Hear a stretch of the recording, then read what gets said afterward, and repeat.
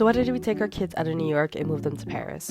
Let's start with the biggest reason, which is healthcare. As some of you know from one of our previous videos, my husband worked for the city and he went on family leave to help take care of our daughter because of the cost of childcare, which we'll get to later. But we were paying for our newborn's vaccine appointments, eczema medicine, and dermatology appointments out of pocket. She had two main medicines that she needed. Both of them are about $100 a tube and would last for a month. Between all of her other medical bills and the expenses of living in New York City, we just couldn't sustain the care that she needed and stay in the city much longer. And honestly, no one should have to choose between paying their rent on time and being able to get their kids medicine. Speaking of rent, everyone knows that New York City rent is famous for being wildly expensive for very low value. But as a family, it's just so much worse. Our old apartment was $3,000 for a 2-bedroom, and we lived right above our landlord. Our apartment always needed repairs, our rent increases were not regulated, and while the landlords were very lovely, we always saw them renovating their apartment over the year with the rent we paid, and we knew we weren't getting any closer to home ownership. It says something called encadrement des loyers, which regulates how much an apartment can be in a given area, and the max an apartment can cost per square foot.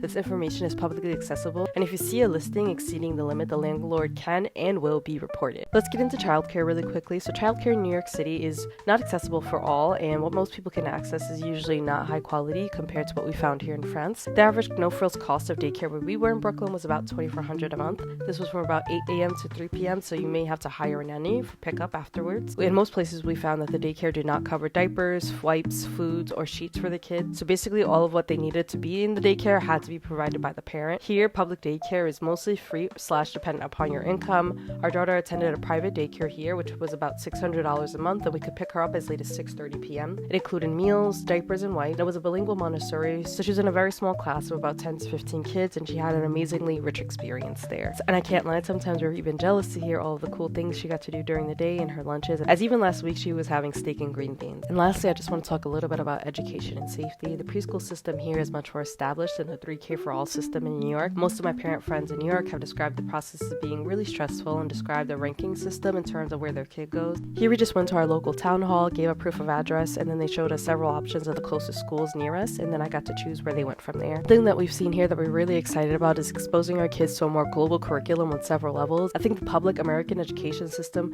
veers pretty nationalistic and with a really heavy focus on US history for about 12 years with very low quality foreign language options. Here we see globalization being introduced from a daycare level, and kids have a lot of curiosity in international affairs. Many children learn at least 1 to 2 foreign languages. I did start to feel really uneasy with the lack of change happening around gun reform in the States and how increasingly and senselessly danger was becoming in schools at younger and younger ages. Before we moved, I did get an alert one day that my son was sheltering in a park because of a nearby school shooting in Williamsburg. 1, my son was only a year old at the time, and 2, if you know New York, Williamsburg is just not a neighborhood you would think would have a situation like that.